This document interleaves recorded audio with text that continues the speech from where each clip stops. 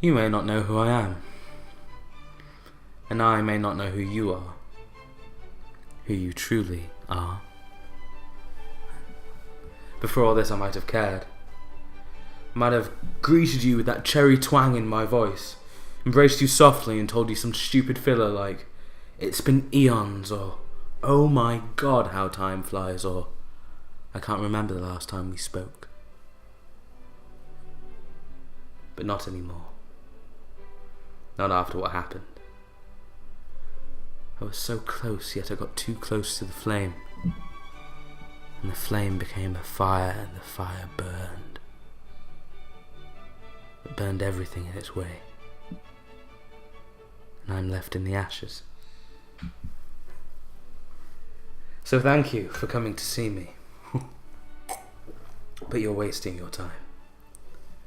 I did not do it. It was not meant to happen this way. It did, but it wasn't me. I'll tell you what happened. Not that it matters. It doesn't matter now because, well, it happened.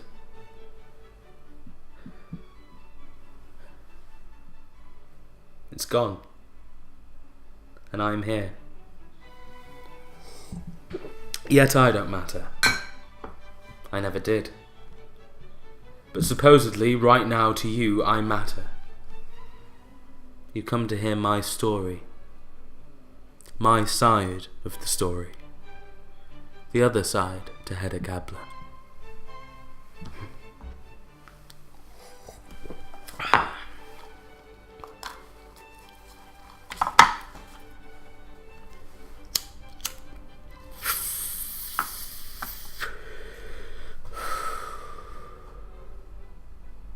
It was autumn last year. The trees put on their orange and yellow coats, and the ground beneath them filled with a sea of cold, dead leaves. The air began to nibble at your skin, poking you with frost. The clouds above found their pairs and began to dance. Quiet. Strong.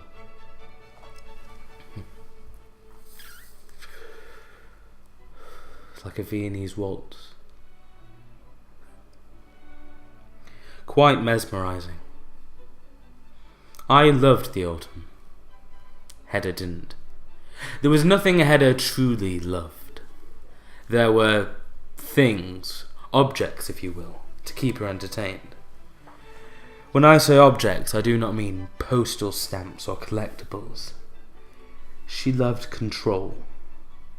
Hedda played with everyone. We were all her toys in some way or another. She loved control, and she loved to make sure that you knew that you have and had never had any control. She would directly insult the ones closest to me. My Aunt Julie, who gave me so much, dedicated all her life to me. She would bend over backwards for her, and she would violently fuck her. With no remorse. She would fuck her until she could not take it anymore.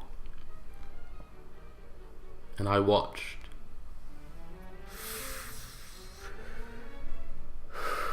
She could not even compliment my aunt's new hat. She bought it just for her. She wanted to feel accepted by my new bride. She cared too much. You should not stroke the snake when it hisses. Better yet, you should not marry the snake at all, but I had my reasons. Marrying the dead general's daughter did come with its perks.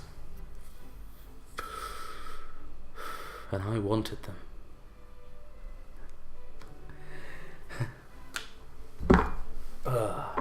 She wanted a new piano, you know. She wanted a horse, a butler, this and that, those here, that up there, move this out and bring a new one in, change this but keep that up there. Hedda wanted everything. The spoilt brat of a general. I expected this. I knew what I was getting myself into. The sexless nights, the long hours of Hedda spitting her love at me. She loved to spit, but had terrible aim. She thought I did not know about her little meetings, her appointments with all the men from downtown. She thought I was gullible. She thought I was too in love with her. Her nights with Lovborg. She loved to hide. Like a fox sneaking out in the night to get her feedings. Even now I can hear the silent tiptoes of the wooden flooring downstairs. So silent. So cunning. So sexy. I loved that she did not want to get caught. Yet I loved knowing about her flings even more. Kept her busy. Kept her out of the house at night. While she left the house to find her feeding, mine came to me.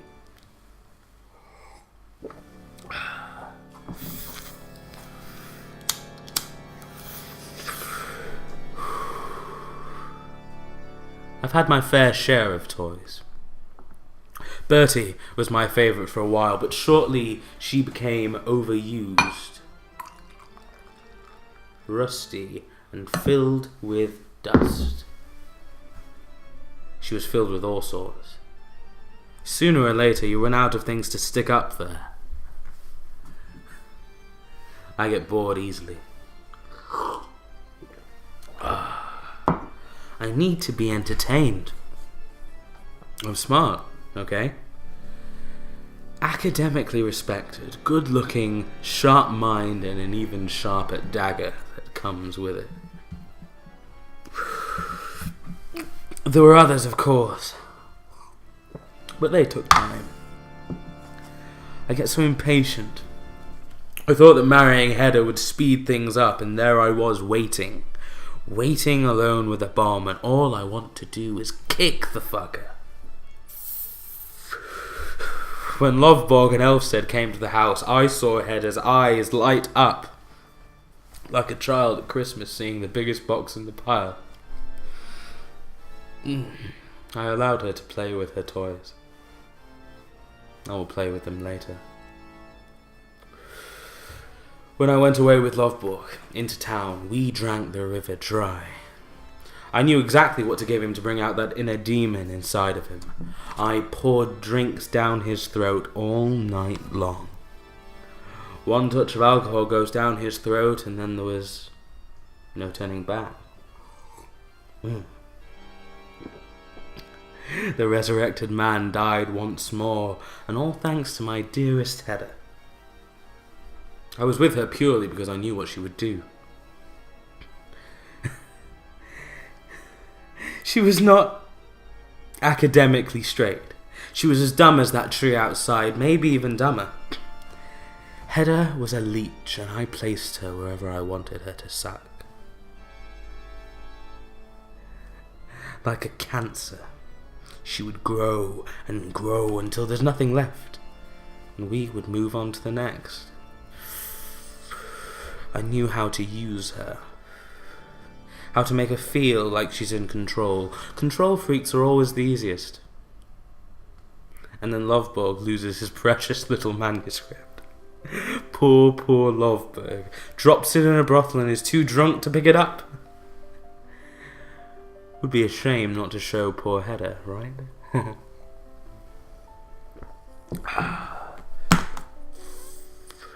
So we return. Hedda sees the manuscript. I have to play my cards right here. I know that she wants me to get this promotion. She wants her fucking horse. I hand her it, and that fire in her eye begins to burn. So much so that it burns the manuscript.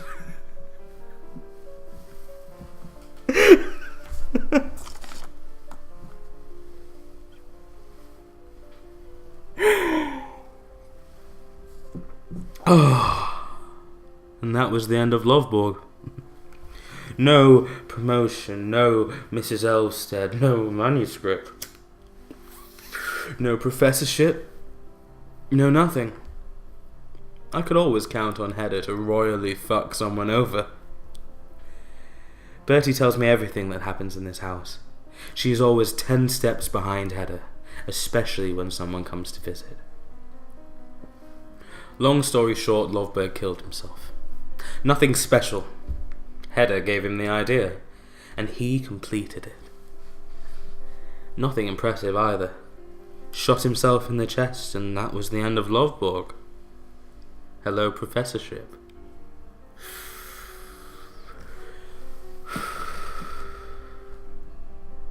He could not stand what had become of him, what he was about to lose. I knew that he would not do it alone, not without the help of my dearest. Her little mind games, she loved to play mind games. Except this time, I had a game of my own.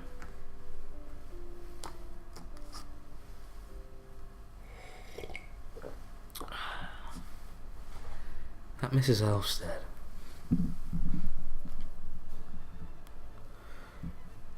That body.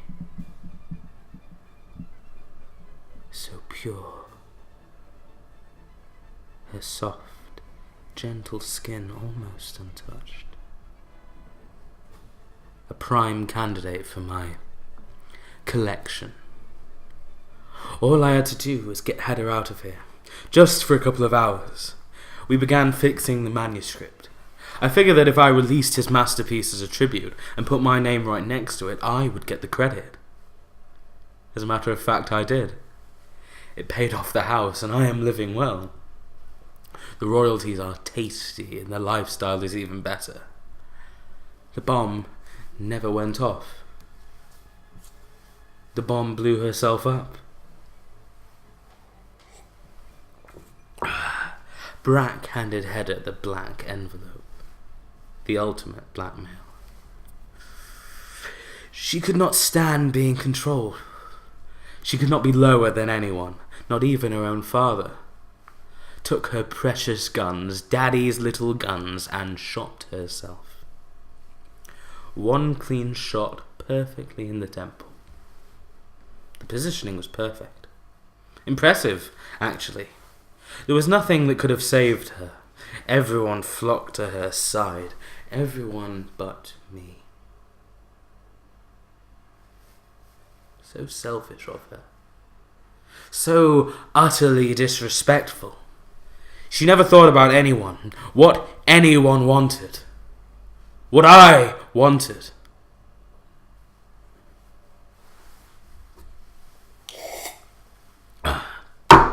Hedda always knew how to kill the mood.